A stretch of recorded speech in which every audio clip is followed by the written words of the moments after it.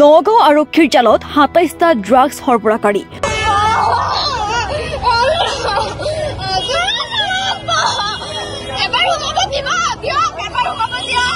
নগাঁৱৰ বিভিন্ন স্থানৰ পৰা আৰক্ষীয়ে আটক কৰিছে ২৭টা ড্ৰাগছ সৰবৰাহকাৰী। বিগত দীৰ্ঘদিন ধৰি নগাঁৱৰ বিভিন্ন স্থানত আটকাধীন ড্ৰাগছ সৰবৰাহকাৰী কেইটাই মুকলিকৈ বিক্ৰী কৰি আহিছিল ড্ৰাগছ।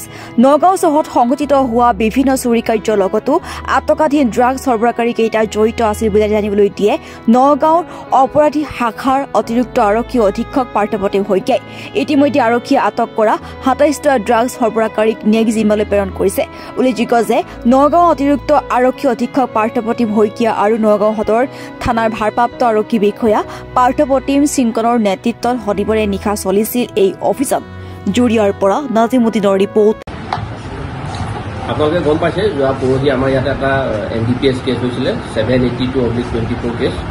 সেই কেছটোৰ কমখেদিয়ে আমি আজি নগাঁও সদৰ থানা এৰিয়াৰ যিমানকেইখন আউটপোষ্ট আছে থানা এৰিয়া আছে তাতে এটা অপাৰেশ্যন চলাই ২৭জনকে ড্ৰাগছ পেডলাৰ আমি এৰেষ্ট কৰিছোঁ আৰু তেওঁলোকক এতিয়া আমি ন্যায়িক জিম্মালৈ প্ৰেৰণ কৰিছোঁ। আৰু এইটো আমাৰ কঠীয়াতলী ননৈ তাৰপিছত হৈবৰগাঁও এৰিয়া ইটাচালি এৰিয়া নগাঁও সদৰ এৰিয়া টাউন ব্ৰাঞ্চৰ আণ্ডাৰত যিখিনি এৰিয়া পৰে সেই গোটেইবিলাক এৰিয়া মিলাই পেলাই আমি ২৭জনকে ড্ৰাগছ পেডলাৰ ধৰিছোঁ। আৰু আপোনালোকে সকলোৱে গম পায় যে ড্ৰাগছ পেডেলিঙৰ লগত সমান্তৰালকৈ এইসকল মানুহ খুব চুৰি কাৰ্যতো জড়িত। কাৰণ যিসকল মানুহ ড্ৰাগছসক্ত হয় তেওঁলোকে ডেইলি ড্ৰাগছটো ল'বৰ কাৰণে মানে চুৰিজাতীয় কাৰ্যত নিজকে লিপ্ত হয়। গতিকে চুৰিটো আমি ৰিচেণ্টলি অলপ বহা দেখা পাইছিলোঁ। গতিকে এইসকলক যিহেতু আমি এতিয়া কৰায়ত্ব কৰিছোঁ গতিকে এইটো এটা চুৰি কাৰ্য ৰোধ কৰাটো এটা মানে প্ৰভাৱ পেলাব। আৰু এটা কেছ আছে এইটো এক্সিছ বেংকে এটা কেছ এটা দিছে। সেই কেছটোৰ ভিত্তিত ভুৱা আইডেণ্টিটি কাৰ্ড আধাৰ কাৰ্ড বনাই পেলাই এক্সিছ বেংকৰ পৰা লোন লোৱা অপৰাধত আমি ৬জনকে চাইবাৰ অপৰাধী আমি গ্ৰেপ্তাৰ কৰিছোঁ। এইটো বেচিকেলি ধিং আহোমগাঁও অঞ্চলৰ পৰা আমি ৬জন ধিং আহোমগাঁও অঞ্চলত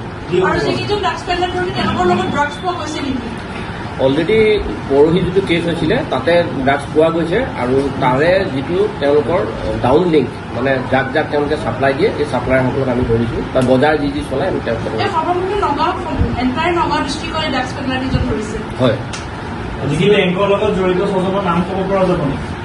নাম মানে আমি এতিয়া তেখেতসকলক কৰায়ত্ব কৰি আনিছোঁহে। তেখেতসকলৰ এণ্টিচিডেণ্টবিলাক ভেৰিফাই কৰিছোঁ, ডকুমেণ্টখিনি ভেৰিফাই কৰি আছোঁ।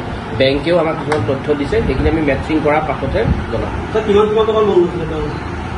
সেইখিনি এতিয়া ডিছক্ল'জ কৰিব পৰা নাযাব। বেংকে ইনিচিয়েলি আমাক গোটেইখিনি তথ্যও দিয়া নাই, অলপ এটা কমপ্লেইন এটা দিছে আৰু চিম্পল ইনপুট কিছুমান দিছে। সেইখিনি ভিত্তিতহে আমি মানুহখিনি উঠাই আনিম। খবৰ মানেই এনি লাইভ 24/7 আৰু এনি লাইভ ডিজিটেল।